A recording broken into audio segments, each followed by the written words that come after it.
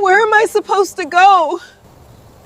Grace's voice trembled as the question spilled from her lips, barely louder than the wind that carried it across the yard. Her hands shook as she clutched her late husband's photograph against her chest, her knuckles white with desperation. She was on her knees in the dirt, her black funeral dress heavy with mud and rain, her tears mixing with the soil beneath her. Her suitcase lay open beside her, its contents spilling out like the fragments of a broken life. Blouses, a scarf, a worn Bible, all tossed carelessly onto the ground as if her memories meant nothing.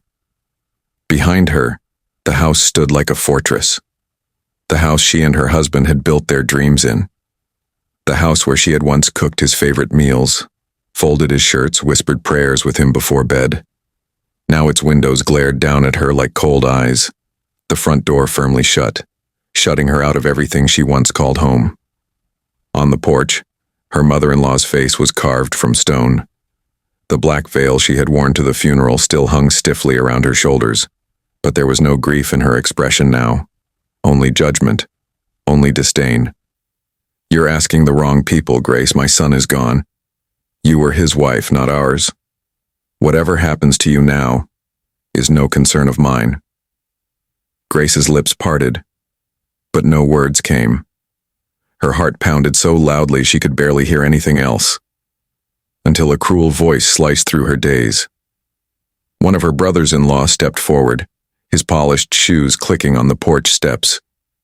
His suit was still crisp, his tie perfectly knotted, as though the day's funeral had meant nothing more to him than a business meeting. He sneered down at her. "You brought nothing into this family, Grace. Don't think you'll take anything out. You should be grateful we even let you stay this long." The second brother crossed his arms, his eyes narrowing. His tone was sharper, more venomous. "Grateful? She's been living off my brother since the day she walked through that door. Look at her, kneeling in the dirt like a beggar. Without him, she's nothing. Absolutely nothing." Grace's chest heaved. She pressed her trembling hand against the photo frame, whispering as though her husband could hear her still. "He loved me. This was my home too." But instead of compassion, her words were met with laughter, low, mocking, cutting. "Loved you? He pitied you." Her mother-in-law spat, her voice cold as steel. "You think marrying you was his choice? No, he was weak. You lured him in, and he fell for it. But he's not here anymore, Grace, and without him you're just an outsider we never wanted." The word struck harder than any blow. Grace's tears fell freely now, streaking her face as her sobs shook her frame. The sky above seemed to mourn with her, the clouds heavy and gray, a drizzle beginning to fall over the field. "You have until sundown," the older brother declared, pointing toward the dirt road that led away from the house. "After that, if you're still here, we'll drag you out ourselves." Grace lifted her head slowly, her eyes red and swollen, her voice hoarse but unbroken. "I gave him everything I had, my loyalty, my love, my life, and this is what I get." The mother-in-law's lips curled into a smile, not of joy, but of victory. "Yes," she said simply, "because you never belonged here, and you never will." In that moment, Grace felt the weight of grief, betrayal, and humiliation pressed down on her all at once. She thought she had lost everything when she buried her husband, but now she realized there was something far worse than death. It was this: being cast aside, stripped of dignity, and told she was nothing by the very people who shared his blood. But what none of them knew, what none of them could see in her swollen, tear-streaked face, was the fire quietly burning beneath her sorrow. And one day soon, that fire would rise. Before we dive deeper, let us know in the comments where you're watching from. We'd love to hear from you. And don't forget to hit that subscribe button so you never miss any of our upcoming stories. Grace Williams had known from the very beginning that she would never truly belong in the Montgomery family. She had felt it the first time her late husband, Daniel, introduced her at a Thanksgiving dinner. She remembered the long wooden table polished to perfection, the silver cutlery that gleamed like it had never been touched, and the eyes, those cold, assessing eyes, staring back at her. She wasn't like them. The Montgomerys were old money, white, wealthy, tied to businesses and land passed down for generations. Their world was exclusive, their social circles carefully curated, and Daniel, tall, kind, and stubborn, had broken their unspoken rule when he fell in love with Grace, a black woman from the other side of town. That night his mother never touched the food Grace brought. His brothers never once called her by her name, just Daniel's girl. His sister smirked at her dress and whispered to a cousin loud enough for Grace to hear. She'll never last. But Daniel had been different. He held her hand at the table, kissed her forehead when his mother glared, and later whispered as they drove home, "They'll come around. Don't let them scare you. I chose you, Grace." For a while she believed him, but the years taught her that the Montgomerys had no intention of coming around. Every holiday was the same, forced smiles, polite insults wrapped in backhanded compliments. Every family gathering reminded her that in their eyes she wasn't just an outsider, she was beneath them. "She's pretty, Daniel," his sister once said with a sugary smile. "But don't you ever wish you'd married someone who fits in?" Even after their wedding, the whispers continued. They tolerated her barely because Daniel was headstrong, because he loved her openly, because he was willing to defy them. But with Daniel gone, that shield was gone too. And now they stood over her like vultures circling a carcass, reminding her in cruel detail that she had never truly been one of them. "You never belonged in this house," his mother hissed, standing stiff in her black funeral dress. "We only tolerated you for Daniel's sake, but now, you're nothing, just a convenience he mistook for love." Grace pressed her lips together, her chest heaving as humiliation burned through her veins. She wanted to scream, to fight back, but grief weighed her tongue down. Still, they underestimated her. Because Grace wasn't just Daniel's widow. She wasn't just the black outsider they sneered at. She was a woman who had built herself from the ground up long before the Montgomerys ever knew her name. What they didn't know, what Daniel's love had quietly celebrated, was that Grace had a mind sharper than any of them gave her credit for. She hadn't come from money. She had grown up in a modest home, raised by a single mother who worked 2 jobs to keep food on the table. But her mother taught her something far more valuable than wealth: resilience. "You don't need to fit into their world, Grace," her mother would say. "You build your own." So Grace had built. Before Daniel, before the Montgomery name, she had worked in finance. She'd started as a junior accountant at a small firm, and through sheer grit, worked her way into real estate investments. By the time she met Daniel, she already owned 2 small rental properties. Quietly, steadily, she had continued building even after they married.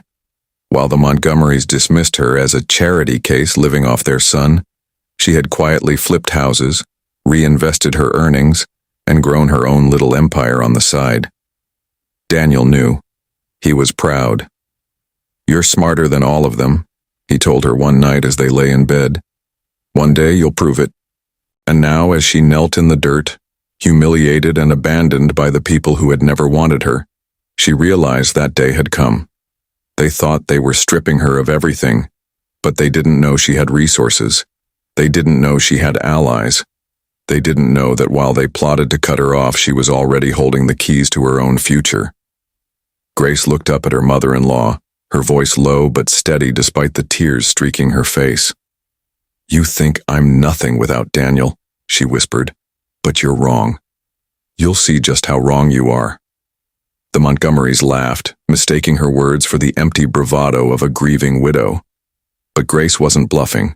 The fire in her chest, the same fire her mother had kindled years ago, was awake now, and she was about to turn the very people who had dragged her into the dirt into the ones begging for mercy. The days after Daniel's funeral felt endless for Grace. The house that once held warmth now seemed to breathe hostility. Every hallway carried whispers that weren't whispers at all, cruel words thrown loud enough for her to hear. At dinner, Margaret folded her napkin with sharp precision, her eyes narrowing on Grace. You know, Daniel worked his whole life to build this place.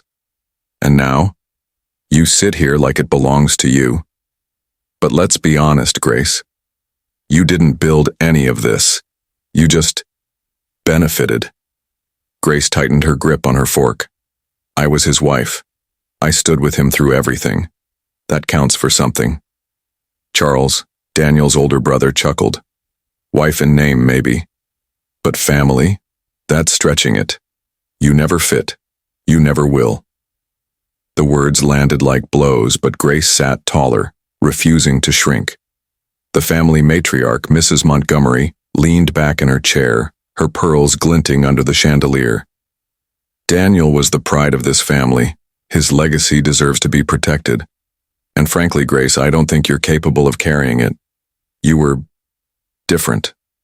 Always too different. Grace's throat tightened. She knew exactly what different meant. I loved Daniel with everything I had, she whispered, her voice steady though her heart pounded. Margaret's husband smirked. Love doesn't pay bills, darling. Love doesn't build empires. Daniel did that. We did that. You? You're just here. For now. Laughter rippled around the table. Even quiet cousins, who never dared to speak against the family, lowered their eyes, but didn't defend her. Their silence was as loud as the insults. Grace's hands trembled, but she forced herself to stay calm. Daniel wanted me in this home. He trusted me to share his life. That doesn't disappear because he's gone. Margaret's eyes flashed with cold triumph. And yet, without him here, you're nothing more than a guest we tolerated. And honestly, the tolerance has run out. She leaned closer, lowering her voice so only Grace and a few others could hear. Do you really think this town respects you? Do you think they see you as one of us? They smile, Grace, but behind closed doors, they laugh. They always laughed. Grace swallowed hard, her chest tightening. Still, she refused to let tears fall. Charles suddenly shoved his chair back, the legs screeching against the marble. He walked behind Grace, placing a heavy hand on the back of her chair. Enough playing pretend. Stand up. Grace froze. What? Stand up, Charles repeated, his tone sharper. Grace rose slowly, her morning dress brushing the polished floor. Charles pointed toward the hallway. You're done here. Grace's voice cracked. You can't just throw me out of my home. Margaret crossed her arms, her lips curling into a bitter smile. Oh, but we can. This was Daniel's house, Daniel's legacy. And now, it's ours to protect. You're not a Montgomery. You're just temporary. Grace looked around the table, desperate for one ally. Her eyes landed on Rebecca, the youngest cousin, who shifted uncomfortably in her chair. Rebecca's eyes filled with sympathy, but she didn't speak. Not yet. The silence from the others was deafening. Finally, Mr. Montgomery, the patriarch, spoke with finality. Daniel is gone, Grace. And with him gone, your place here is gone too. This family cannot, will not, bend to you. Leave with dignity while you can. Grace's heart pounded so loudly she thought the whole room could hear it. She inhaled sharply, lifting her chin. I see it now. You never accepted me. You never respected me. But you will remember this moment. You will remember the day you tried to erase me. Margaret smirked. Erase you? My dear, you were never written in to begin with. The words sliced through Grace like glass. Charles opened the door, rain pounding outside as the storm reached its peak. Out. Now. Grace stepped forward, her heels clicking against the marble like a drumbeat of defiance. She paused at the threshold, rain misting across her face. Turning back, she looked each of them in the eye. You think you've won tonight. You think I'm walking away defeated. But understand this. You've only set the stage. You've only fueled something you can't control.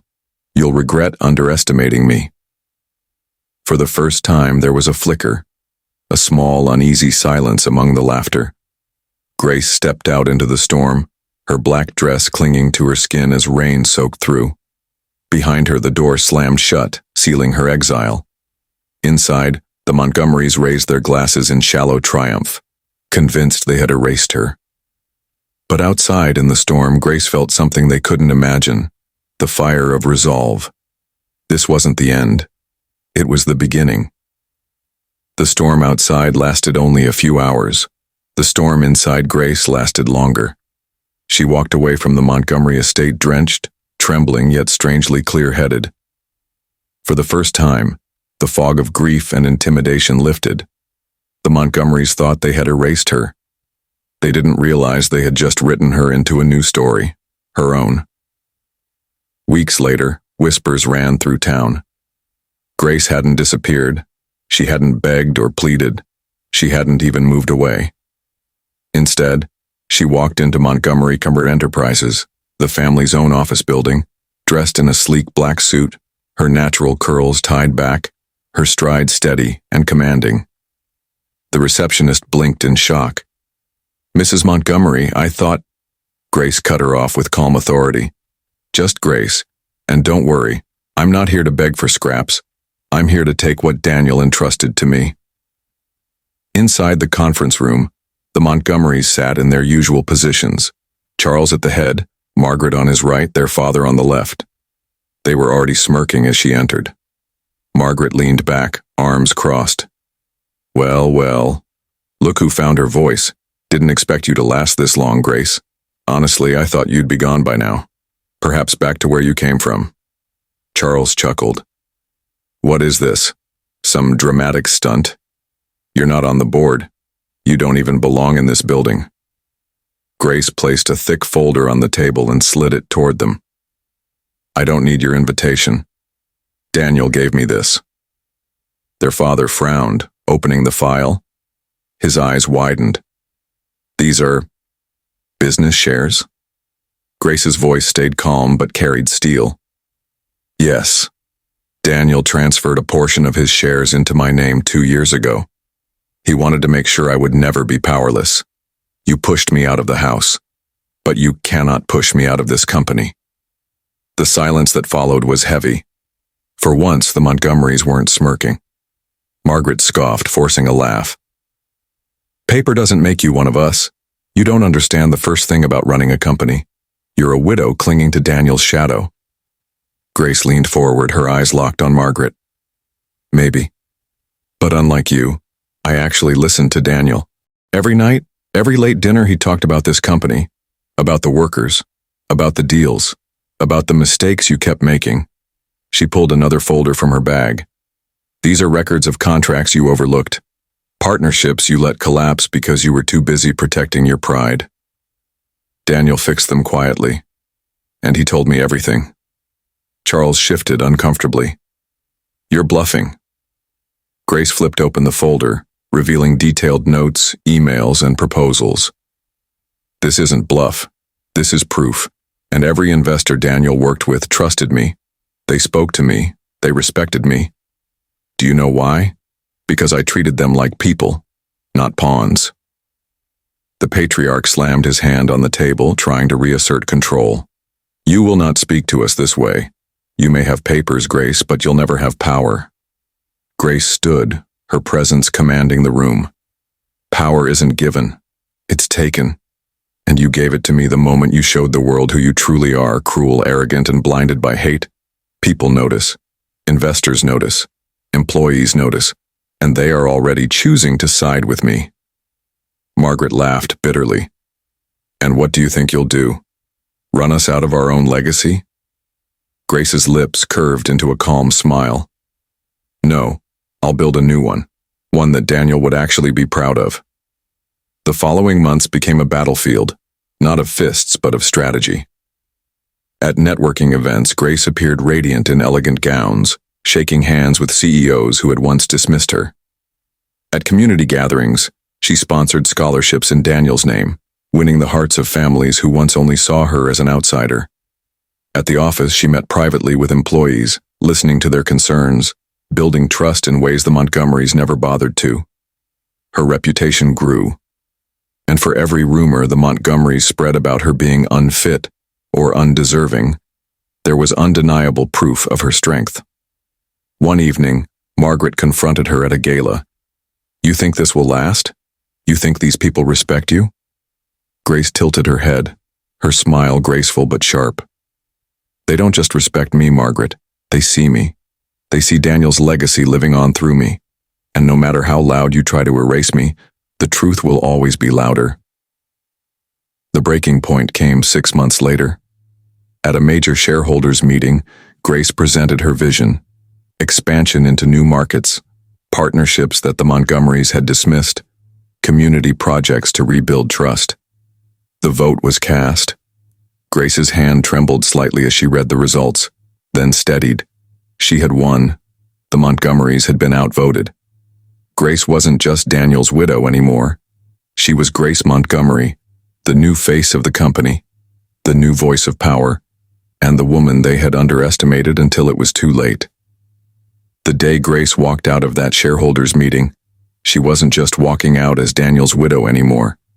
She was walking out as the woman who had claimed her place in a world that tried to erase her. But for the Montgomerys, it was the beginning of the end. A week later, Margaret stormed into the company lobby, her heels clicking like gunfire against the marble. The receptionist stood nervously. Mrs. Montgomery, It's Ms. Montgomery, Margaret snapped. Where's Grace? Before the receptionist could answer, Grace herself appeared from the boardroom, dressed in a tailored navy suit. Her curls framed her face like a crown, and her calm expression only fueled Margaret's fury. You think you've won? Margaret hissed, closing the distance between them. This company is ours. Our father built it. Daniel kept it alive, and you... She sneered. You're nothing but an outsider playing dress-up. Grace didn't flinch. An outsider who now controls the majority vote. An outsider who the investors actually believe in. Tell me, Margaret, who really looks out of place now? The employees within earshot froze. Margaret's face flushed crimson, realizing Grace wasn't just speaking to her. She was speaking for everyone to hear. At home, the Montgomery estate began to crumble. Once, the family name had commanded respect. Now, whispers followed them at every dinner, every charity gala, every business event. Did you hear? Grace Montgomery turned the company around. Imagine, she's running projects they laughed at before, and succeeding. It's poetic, really. The woman they tried to throw out is the one carrying Daniel's vision forward. Charles slammed his glass down at the country club bar one evening. This town has lost its mind, he muttered. No, a colleague said quietly, almost pitying him. They just opened their eyes. The real collapse came 6 months later. Grace had quietly built partnerships with companies that had once avoided Montgomery Company because of the family's arrogance. New contracts poured in, revenues rose, and community goodwill returned. Meanwhile, Charles and Margaret tried to sabotage her, planting stories, spreading lies, even attempting to poach clients. But every time, Grace was one step ahead. At a press conference unveiling a new community housing project, a reporter asked directly, Grace, how do you respond to the Montgomerys claiming you're inexperienced, that you're just riding your late husband's coattails? Grace smiled warmly, her voice calm but firm. My husband taught me many things, but the greatest lesson was this. Leadership isn't about control, it's about responsibility. If carrying Daniel's vision forward means protecting the company he loved and serving the people he cared for, then yes, I'm proud to continue his legacy. But let's be clear, these results, these changes, they are not Daniel's. They are mine, and the board knows it. That's why they trust me. That's why the people trust me. The applause was thunderous. The Montgomerys, watching from home, were left seething. The final confrontation came at the annual gala, the same event where Daniel once gave his last major speech. Grace walked in wearing a flowing emerald gown, elegant and confident, her presence commanding every eye in the room. The Montgomerys were already there, clinging to the remnants of their fading influence. Margaret intercepted her, glass in hand. Enjoy the spotlight while you can, Grace. Sooner or later, people will see you for what you really are. Grace tilted her head slightly, her voice low and unwavering. They already have, Margaret. That's why I'm here. That's why you're not. Charles tried to step in. This isn't over. Grace looked at both of them, her eyes steady. It is. Because power isn't about fear anymore. It's about trust. And you've lost it forever. Around them, people began drifting toward Grace, offering congratulations, eager to shake her hand. The Montgomerys stood alone, ignored in the very room they once dominated. For the first time, it was clear. Their empire was gone, not with an explosion, but with a quiet, undeniable shift. Later that night, Grace stood outside the gala hall, gazing up at the stars. She whispered softly, almost as if Daniel could hear her. They dragged me out of your house, Daniel, but today I walked back into it stronger. They thought they buried me, but you know what happens when you bury seeds? They grow. Her phone buzzed. A text from one of the investors flashed across the screen. Congratulations, Mrs. Montgomery. We believe in you. The future is yours. Grace smiled, wiping a tear that rolled down her cheek. For the first time in a long time, it wasn't a tear of grief. It was triumph. The story closed not in a courtroom but in the marketplace, in boardrooms, and in the hearts of people who saw what true resilience looked like. The Montgomerys had tried to strip her of everything. Instead, they gave her the one thing she never thought she'd have: power on her own terms. And Grace, the widow they once dragged into the dirt, became the woman no one could ever erase. What would you have done if you were Grace? Would you have fought back through power or walked away? Drop your thoughts in the comments. Also, let us know where you're watching from. We'd love to hear from you. And don't forget to hit that subscribe button so you never miss any of our upcoming stories.